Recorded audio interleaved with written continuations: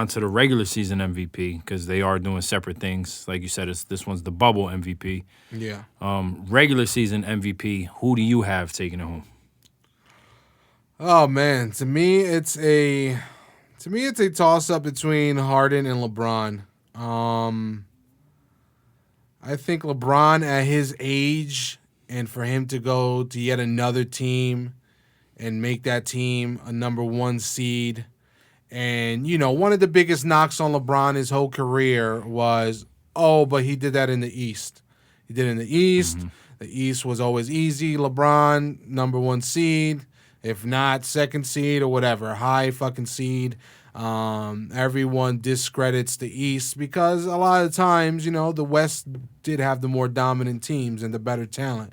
But now that LeBron went to the West, and yeah, you don't have the Warriors with their stars. But still, the West for a long time has been the dominant, conference. And LeBron went there and has them as the number one seed. So, and he leads the league in assists at 10.3 assists per game. So to me, he's one of the top guys for me. And Harden, it's just Harden. Everyone, talks about, Harden, the way he plays his style. A lot of people don't like it. A lot of people don't like the step back shit, or he flops a lot going to the rack or this and that. But everyone knows what he's going to do. Everyone knows these step backs. Everyone knows the type of moves he's going to do. And consistently every night he fucking scores out of his mind. Yeah, he had 45 tonight. Yeah, 45. And 17 rebounds. Yeah, 17 rebounds for Harden. You got to respect that. And with 9 assists. Yeah. On top of both of those numbers, so. Yeah, and, 34 points a game, number one scorer in the league. He's averaging 6.5 rebounds and 7.5 assists per game. So, yeah, the Rockets aren't the 1 or 2 seed, and maybe you could say they were a little bit of a disappointment. People expected them to be higher. But just like the point I was making for LeBron, the Western Conference is the tougher conference.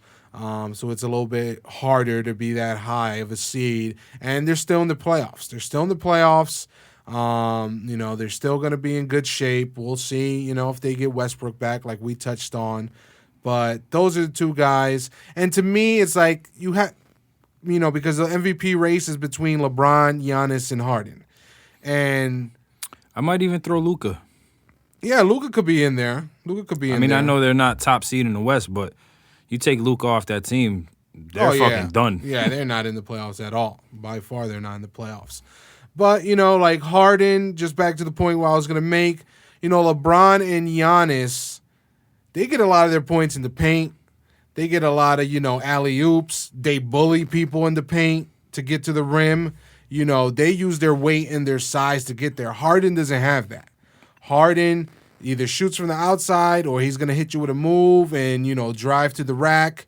He has to do a lot more to get his points. And for him to lead the league in points and not have that ability just to push someone out the way, or you go up for a dunk and everyone moves, that doesn't happen for Harden. So that's why I'm going between Harden and LeBron. I'm going Harden just because, I like Harden. And I'm also a Rockets fan because the Knicks are so fucking sad. I had to get a second team. But yeah, I'm going Harden. And we'll see if he wins it. But, you can make an argument for all these guys. LeBron's number one in the West. Giannis is number one in the East. Then you have basically the most prolific scorer in the game today. So who do you got? I'm going to go Giannis. Only because, when we talk about MVP, it's always who's the most important player for their team. It's never, I don't know when the narrative switched to MVP is not the best player in the league, but, the most valuable to their team. So that's why I'm going to go Giannis. LeBron, definitely playing out of his mind. Crazy to see a 35-year-old, 36-year-old doing this. But at the end of the day, the only thing he does lead his team in is assists. Anthony Davis leads in, points, rebounds, blocks, and steals. James Harden, balling out of his fucking mind. We might be looking at one of the best scorers to ever play the game. On the other hand, Russell Westbrook this season is averaging 27, 8, and 7. Giannis, like I said, Luka, you can make the argument for if they were higher in seeding, like if they were top 4 in the West, it would probably be Luka. But since there's 7 seed, I'm not going to put him in there. He's definitely in the conversation, but I wouldn't put him towards the top. And then you look at Giannis's help, and Chris Middleton is averaging 21 points a game, 6 rebounds and 4 assists. So he definitely has like the least help out of all of them. And if I'm not mistaken, I'm going to look it up now. I'm pretty sure the Bucks have the best record in the league, like overall, not just the East. Yeah, I still think they do as well. 56 and 16. Yeah, they're four games ahead of the Lakers. As far as best record, in the league. With Giannis, like he's averaging 31, around 30, 31. 29 and a half. Okay, it dropped since the bubble. But yeah, he's doing this. He's second in rebounds too, behind Andre Drummond. Yeah. So and he's in the running for Defensive Player of the Year also. Yeah. And he's doing all this scoring, all these fucking points with no outside shot. Like we said, Harden has the outside shot. LeBron has an outside shot. LeBron could bully you and get to the basket. Harden will make you look like a fucking idiot and get to the basket. But Giannis is really doing like this in the fucking paint. So, I mean, especially when you got teams that are like Toronto last year, we saw they just collapsed the paint. Especially last year, Giannis didn't have shooters to kick it out to. This year, he got, Wesley Matthews. He got I can never remember this kid's name. Bledsoe? He got Bledsoe, but I'm talking about the white kid that was drafted there. Not Dellavedova, but it's like a similar. Oh yeah, I know who you're talking about. Damn it! Something very Italian. It's 135% Italian. There's like 27 pizzerias in New York City with this name, named after this guy. DiVincenzo? Yeah, is it DiVincenzo? Yeah. I think that's what it is. All right, so so he can shoot the ball too. So that's why I'm gonna go Giannis. They do need to step it up, though. They've been playing like shit in the bubble. It is DiVincenzo. And even Brook Lopez has been playing pretty good. Yeah. Yeah, and that's the only reason why I'm not going to say Giannis. I feel like, yes, LeBron and Harden have the better sidekick in Anthony Davis and in with Russell Westbrook. But I feel like the more complete team is the Bucks, where they don't have like that second star necessarily, but everyone does their job and they do it good collectively, where they all come together and they know how to win together.